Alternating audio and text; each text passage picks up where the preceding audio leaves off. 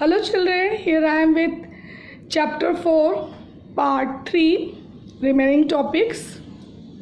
I hope you understand part 1 and part 2, and as I have given the instructions to you people to read out the book, so I hope you all are reading and studying. So we should start the topic now.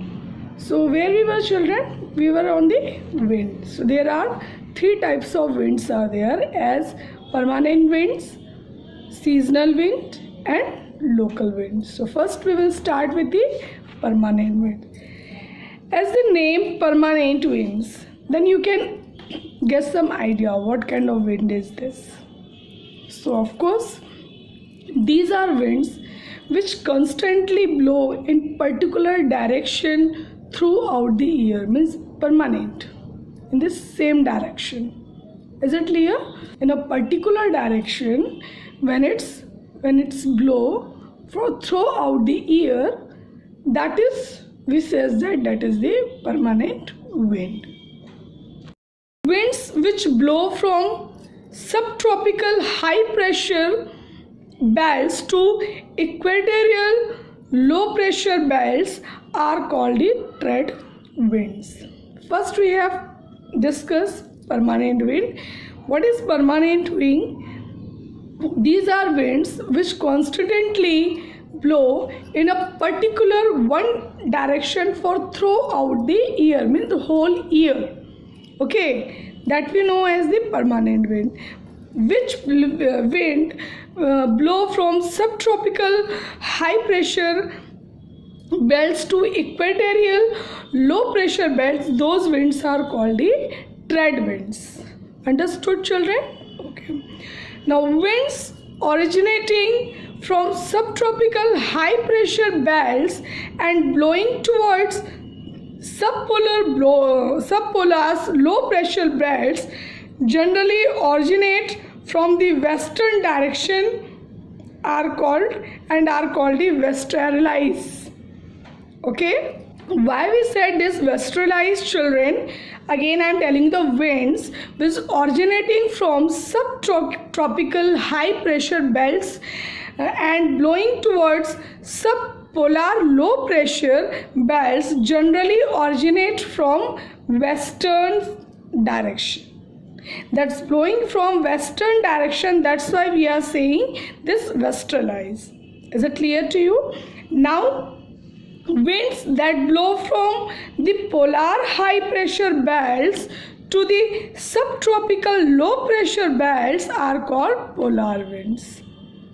Okay, again the winds that blow from polar high pressure belts to the subpolar low pressure belts are called polar winds. The winds blow in both northern and southern hemisphere. Means this polar winds blow northern and southern both the hemisphere. Okay, so understood permanent winds. So again I am going to repeat that the permanent winds. What is the permanent wind? That winds that constantly blow in a particular direction throughout the year, that is permanent wind. Now what is the trade wind? The trade winds which blow from subtropical high pressure belts to the equatorial low pressure belts are called the trade winds. Now winds which originating from subtropical high pressure belts and blowing towards subpolar low pressure belt. Understand children, the winds originating from subtropical high pressure belts and blow towards the subtropical subpolars low pressure belts generally originate from the western direction, that's why we call this westerlies. Okay, now third, the polar winds. Winds that blow from the polar high pressure belts to subpolar low pressure belts are called polar winds, and that polar winds that blow in both the hemisphere, northern hemisphere also as well as the southern hemisphere. So I think you understand what is permanent winds. Now come to the next topic. Now we are talking about here seasonal winds. Okay, these are winds which change their direction in different season during the year. Means permanent winds throughout the year with a particular direction that's blow. But here seasonal winds, children, it's change, and the changing, it's depending on the change their direction in different season during the year. So what is given? They blow during a specific season. Seasonal wind means that blow in the specific season. That wind is called the seasonal wind. The monsoon winds in India blow during a particular season. Okay, monsoon wind that blow in India during a particular season, and those months are June to September. In India, June to September, which wind it's blow, that is called the, we can say, monsoon winds, and bring rain to whole country. That's why we are saying monsoon wind. Why we are saying monsoon wind, children? Because in particular June to September, it's always rainy season is there. So that's the reason in this month, that is the reason we are saying this is the seasonal winds. So there, that time June to September, which winds blow, that wind we say that is the monsoon winds. Clear?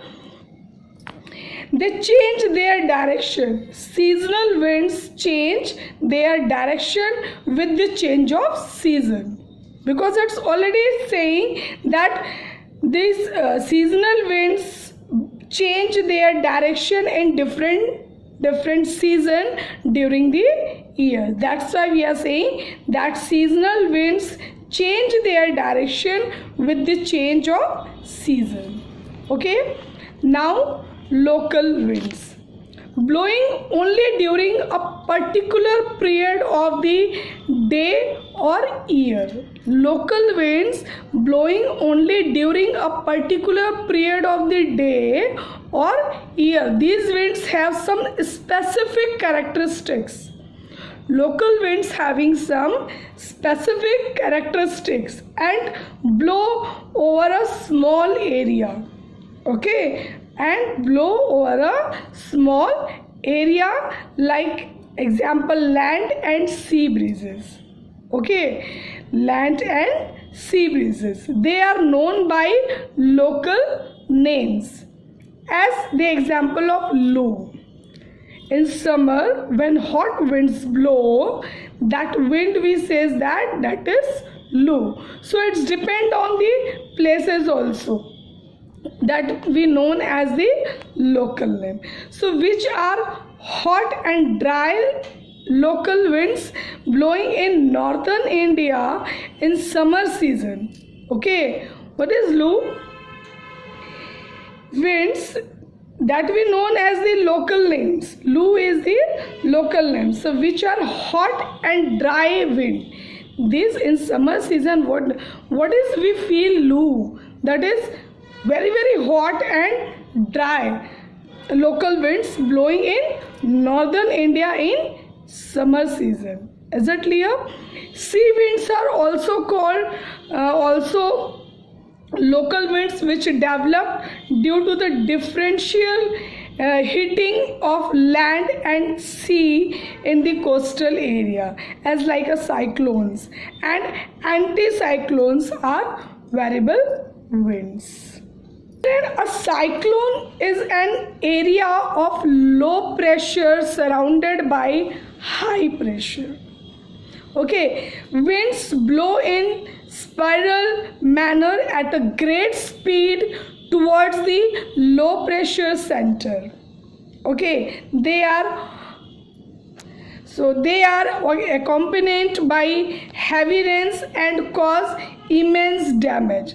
Cyclone, it's heavy rain, and anticyclone is high pressure area surrounded by low pressure. Okay, again I am telling a cyclone is an area of low pressure surrounded by high pressure. Winds blow in spiral manners at a great speed towards the low pressure center. They are heavy rains and caused immense damage.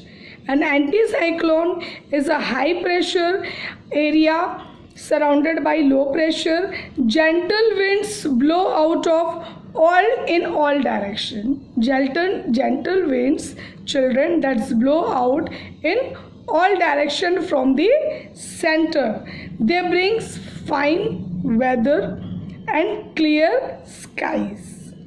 Cyclones are common in the tropical region and are called by different name in different country. Means cyclone are common in the tropical region and these cyclone are called by different names in different countries. Understood, children? Now moisture, it means humidity.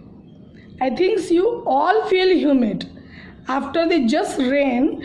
When sunny is there, when sun arise, then after what we feel, and after too much raining also we start feeling humidity. So water vapor is the reason. Okay, water vapor is an important part of the atmosphere. Okay, it presents in the air. Water vapor is present in the air, determines the moisture content and is called humidity. Is it clear?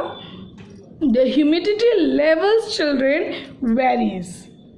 The humidity level are varies, we can say, from place to place, and it's depend on time to time. Okay, why we are saying place to place and time to time? Because it's depending upon the temperature condition. Humidity is depending upon the temperature condition of that place. That's why we are saying the humidity levels varies from place to place and time to time, because it's depend upon temperature conditions. When the presence of water vapor, children, when the presence of water vapor in the air is more, okay, when presence of water vapor in the air is more, the humidity level is high.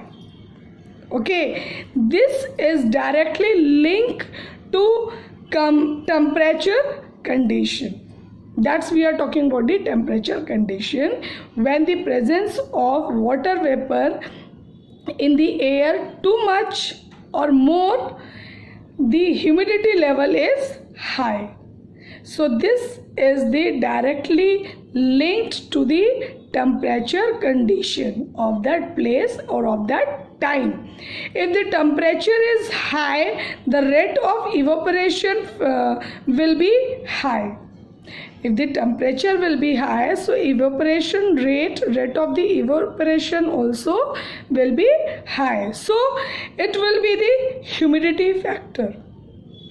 In case of low temperature, as we have discussed the high temperature, when high temperature will be there, so rate of the evaporation also, children, that will be high, and so it will be the humidity factor. But in case it low temperature, the capacity of air to hold the moisture will be less. Okay, in low temperature, the capacity of air, means air cannot hold. Okay, the air capacity is not that.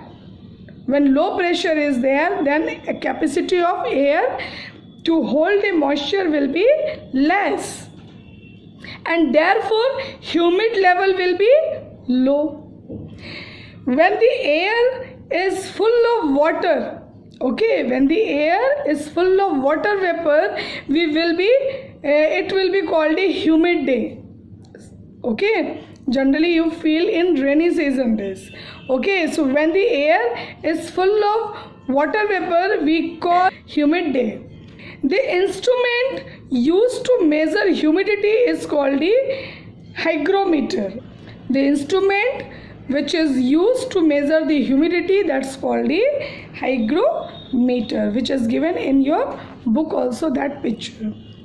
Now dew point. What is dew point, children?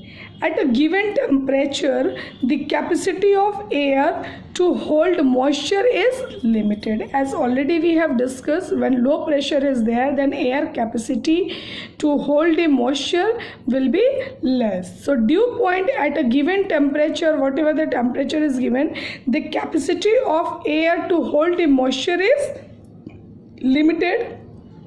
When the air hold maximum water vapor, okay, when the air hold maximum water vapor means at how much the capacity of air is that to hold the moisture we can say. So it is said saturated, okay, it is said to be saturated.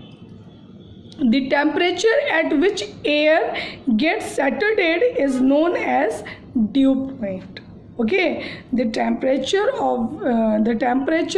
at which air gets saturated is known as dew point. Means at the condition, what is that? When the capacity of air to hold the maximum water vapor, that condition is known as the saturated.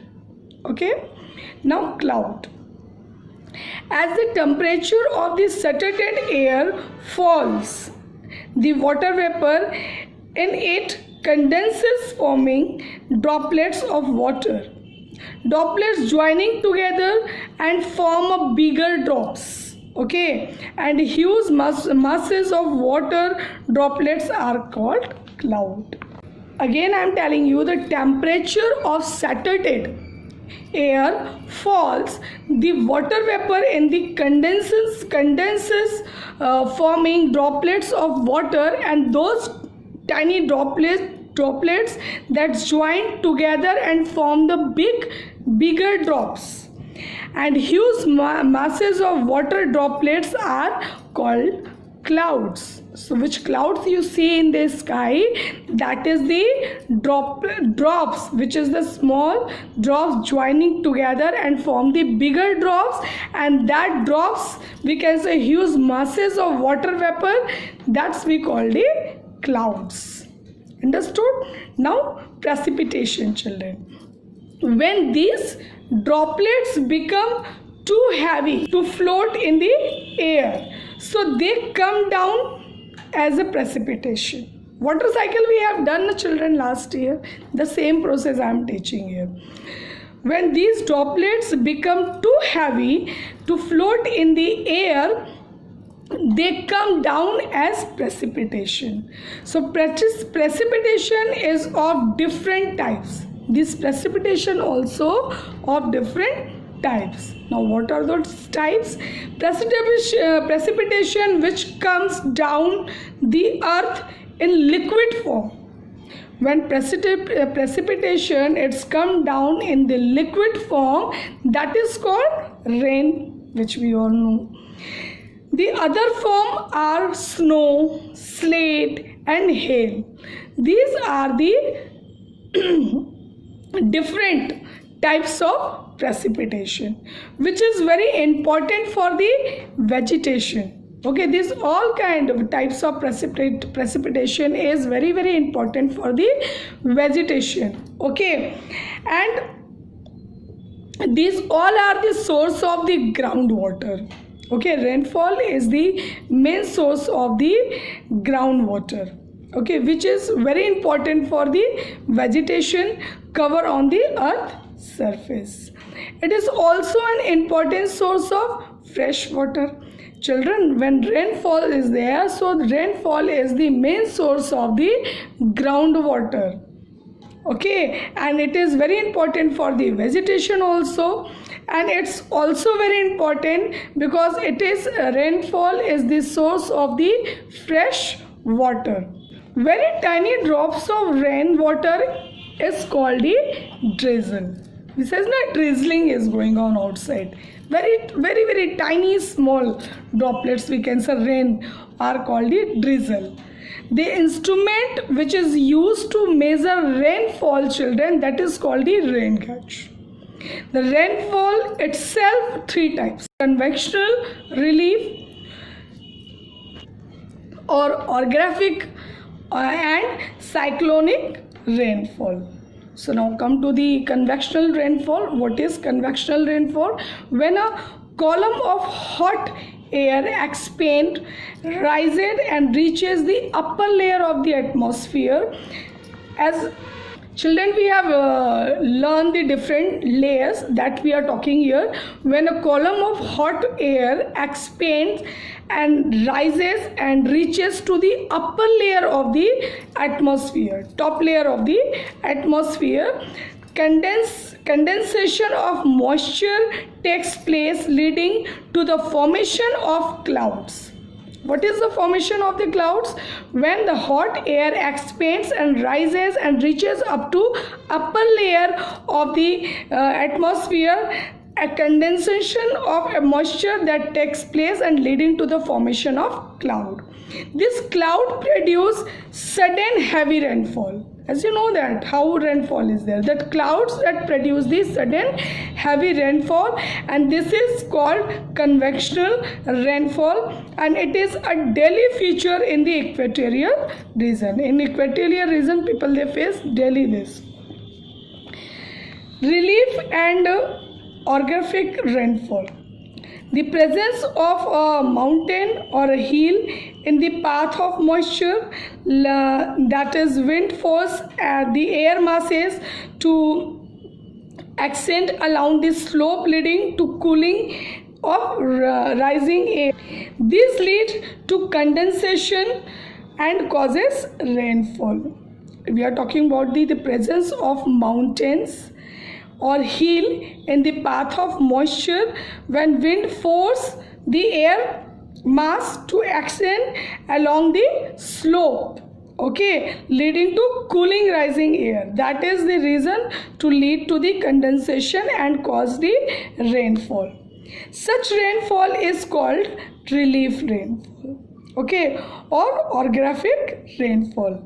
The windward side of the mountain receives heavier rainfall. That is the reason the mountain receive the heavier rainfall compared to the leeward side.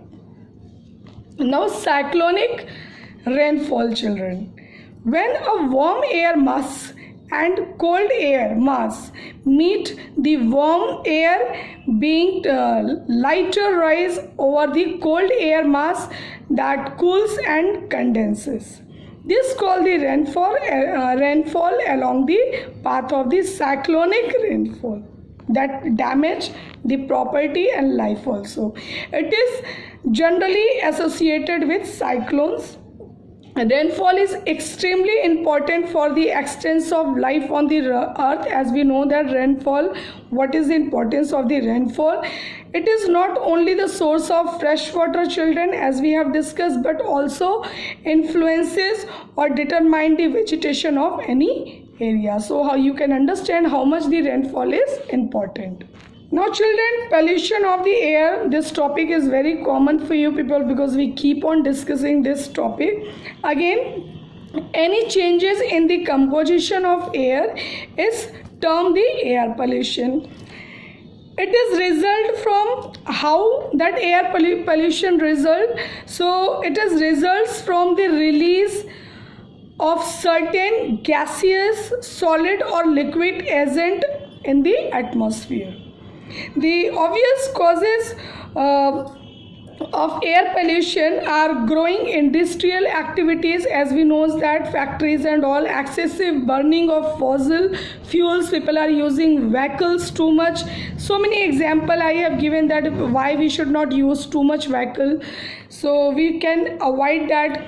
Rising number of automobiles and fires and burning of soil waste. So these are the reasons to result the foam and release the certain gaseous, solid or liquid agent, and that's in the atmosphere. That is the cause of the pollution of the air. The chief of the air pollutants are the carbon dioxide, carbon monoxide, chlorofluorocarbon, suspended particulate matters, sulfur dioxide, nitrogen dioxide, and lead. Air pollution lead to serious health problem, as we all suffer today.